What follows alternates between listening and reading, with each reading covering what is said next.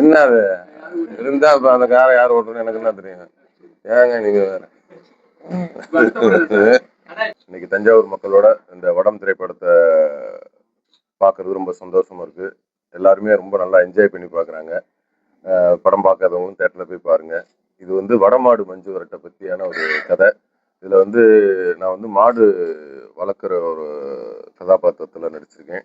இதில் பாண்டிமணின்னு ஒரு மாடு நடிச்சிருக்கு. அதோட பேர் வந்து சோழன். ஒரிஜினல் பேர் வந்து சோழன். சினிமாவில் வந்து பாண்டிமணிங்கிற கதாபாத்திரத்தில் அந்த மாடு நடிச்சிருக்கு. அந்த மாடுக்கும் ரொம்ப ஒரு இம்பார்ட்டண்ட்டான கேரக்டர் பண்ணியிருக்காங்க.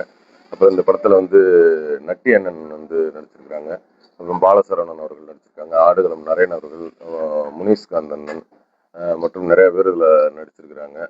இது வந்து ஒரு நல்ல ஒரு என்டர்டெய்னர், அது கதை அம்சம் உள்ள ஒரு நல்ல என்டர்டெய்னராக இருக்கும். ஒரு 2 மணி நேரம் ஜாலியாக ஃபேமிலியோட ஜாலியாக பார்க்குற ஒரு நல்ல படமாக இருக்கும்.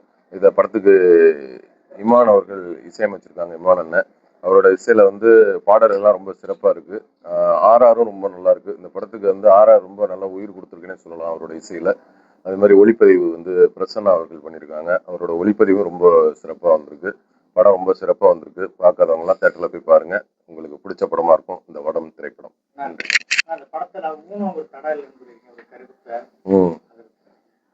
இதுல வந்து என்னன்னா, ஒரு மாடு வந்து ஒரு கண்ணு பார்வை ஒரு சைடு வந்து கொஞ்சம் சரியா இருக்காது. அந்த கண்ணுக்குட்டியை வந்து அடிமாட்டுக்கு அந்த வில்லன் வந்து அடிமாட்டுக்கு கொடுக்குற சொல்றாரு. அந்த மாடு வந்து ஒரு கட்டத்துல அந்த ஹீரோ கதாபாத்திரம் கையில கிடைச்சிருது.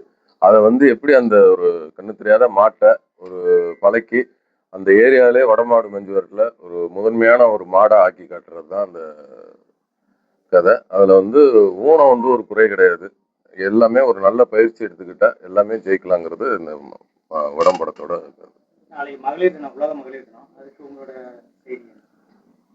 உலக மகளிர் தினம். எல்லாருக்கும் என்னுடைய வாழ்த்துக்கள்.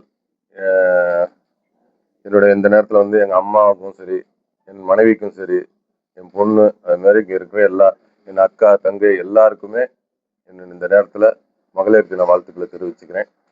அவங்க தான், அதாவது நாட்டின் முதுகெலும்பு மாதிரி ஒரு தாய் குலம் இல்லாத ஒரு வாழ்க்கையை நினைச்சே பார்க்க முடியாது. எந்த ஒரு விஷயமா இருந்தாலும் மகளிர் இல்லாமல் எதுவுமே நடக்காது. அதனால அவங்களுக்கு வந்து இந்த நேரத்தில் மகளிர் தின வாழ்த்துக்களை சொல்லிக்கிறேன். விஜய் கூட்டத்துக்கு வந்த ஒரு தொண்டர் ஒருத்தர் விஜய் கூட்டத்துக்கு ஃபாலோ பண்ணிட்டு வந்த ஒரு தொண்டர் ஒருத்தர் வந்து அடிபட்டு ரொம்ப சீரியஸா இருக்கிறார். அதை பத்தி விஜய் வந்து ஒரு அறிக்கையோ எதுவுமே கொடுக்காம இருக்கிறாரு. அவரே கொடுக்கலாம். நம்ம என்ன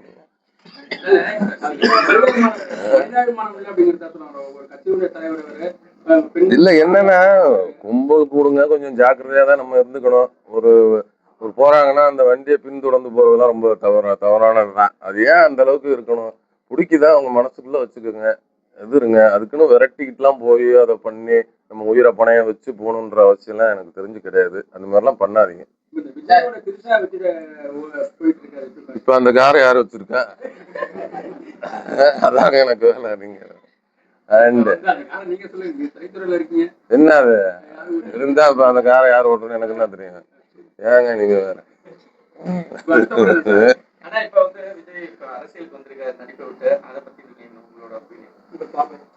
என்னுடைய பார்வை என்ன, எல்லாத்து பார்வை மாதிரிதான் என்னோட பார்வை. உங்களுக்கு என்ன பார்வை இருக்கா அந்த பார்வை தான் எனக்கு.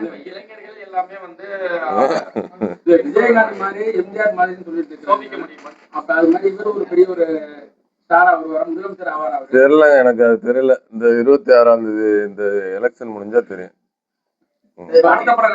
அது எங்களுக்கே தெரியுன்றீங்களா? எலெக்ஷன் முடிஞ்சா தெரியும். அது எங்களுக்கும் தெரியும். நீங்க எப்படி பாக்குறீங்களோ அதே மாதிரிதான் நானும் பாக்குறேன். சத்யராஜ் வந்து ஒரு கூட்டத்துல வந்து திரைப்படத்துறை தவறா பேசியிருக்காரு. அவர் பேசியிருக்காரா? தெரியல, நான் அதை பத்தி இல்ல. அது என்ன பேசினாருங்கிற விஷயம் எனக்கு தெரியாது. பாத்துக்கிட்டு வேணா இருக்கு. என்னன்னா இந்த வடம் திரைப்படத்தை தொடர்ந்து அடுத்து வந்து 7ஆம் பொருத்தம்னு ஒரு படம் பண்றேன். அது வந்து ஒரு புது விதமான ஒரு கண்டென்ட்டா இருக்கும். மலையாளத்துல இருந்து ஒரு டைரக்டர் வந்து பண்ணியிருக்காங்க. ஒரு புது கண்டென்ட்டா இருக்கும் தமிழ்ல. களவாணிங்கிறது அதே ட்ரெண்ட்ல எப்படி வரும்? களவாணிங்கிறது அந்த படம் தான். அதுக்கு அடுத்து பண்றதுதான் படம். வாகை சுடுவா மாதிரி பண்ணணும்னு எனக்கு ஆசைதான். இப்போ எல்லாரும் என்ன ப்ரொடியூசர்லாம் வந்து கொஞ்சம் கமர்ஷியல் எதிர்பார்க்குறாங்க, கமர்ஷியலாக ஹிட் ஆகணுன்ற மாதிரி எதிர்பார்க்குறாங்க. அதனால என்ன படம் நல்ல கதையா இருக்குதோ அது மாதிரி தேர்ந்தெடுத்து பண்றோம். தஞ்சை மாவட்டம் எனக்கு ரொம்ப நெருங்கின மாவட்டம் தான். எனக்கு இந்த சுதாகர் பங்கலையா இருக்கட்டும், சர்க்குணமா இருக்கட்டும், நிறைய பேர் எனக்கு என்னுடைய நான் நல்லா இருக்கணும்னு நினைக்கிற நல்ல இதயங்கள்லாம் அந்த தஞ்சை மண்ணில் இருக்கிறாங்க. அதே மாதிரி ஒரு சுதாகர் பங்கலையா இருக்கட்டும், சர்க்குணமா இருக்கட்டும், எல்லாரும் நான் நடித்த இந்த களவாணி படமும் இந்த மண் சார்ந்த படம் தான். ஒரத்தநாடு, பாப்பநாடு இந்த ஏரியா ஃபுல்லாக தான் அந்த களவாணி 1 இருக்கட்டும், களவாணி 2 இருக்கட்டும், எல்லாமே இங்கே தான் இருந்தது. அதனால எனக்கு தஞ்சை வந்து எனக்கு இன்னொரு தாய் வீடுன்னு சொல்லலாம். கூட்டம் கம்மியா இருந்தது. சினிமா துறையில வந்து கூட்டம் தேட்டருக்கு வரதே கூட்டம் கம்மியா இருந்தது. அப்படிலாம் நல்ல படம்லாம் ஓடிக்கிட்டு தானே இருக்கு. இப்போ எல்லாம் நிறைய நல்ல நல்ல படங்கள்லாம் ஓடிக்கிட்டு தான் இருக்கு. கரெக்டாக தான் இருக்கு. இது சினிமா இது தேட்டரில் பார்க்காதவங்க அடுத்து ஓடிடியில் பார்த்துடுறாங்க. நல்ல படங்கள் கண்டிப்பாக ஓடும். படங்கள் வந்து நேரடியாக ஓடிடியில் எவ்வளோ படங்கள் வருது, ஆனால் வந்து ஜனநாயகத்துக்கு மட்டும் ஏன் நெருக்கடி கொடுக்குறாங்க? அதெல்லாம் எனக்கு தெரியாது. ஓடிடியில் நேரடியாக சில படங்கள் ரிலீஸ் ஆகுது. ஆமாம். அது வந்து எப்படி ரசிகர்களால பார்க்க முடியாத படங்கள் இல்லை, என்னன்னா ஓடிடி இருக்கிறது சினிமா தேட்டர்லாம் நல்லா இருந்தால் எல்லாருமே இங்கே வந்து பார்த்துறாங்க. சில காரணங்களால் பார்க்க முடியாத சூழ்நிலை இருக்கும்போது அது ஓடிடியில் வரும்போது ஹெல்ப்ஃபுல்லாக இருக்குது. இப்போ நானே பார்க்காத படங்கள்ல ஓடிடியில் நிறைய படங்கள் பார்த்துருக்கேன்.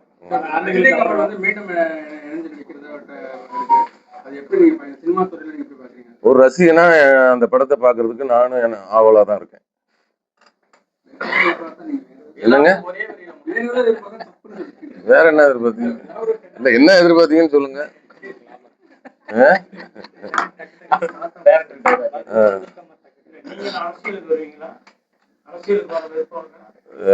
உள்ள போல போய் ஒழுங்கா பார்க்க முடியல. இதுல அரசியல் வேற. ரொம்ப நன்றி.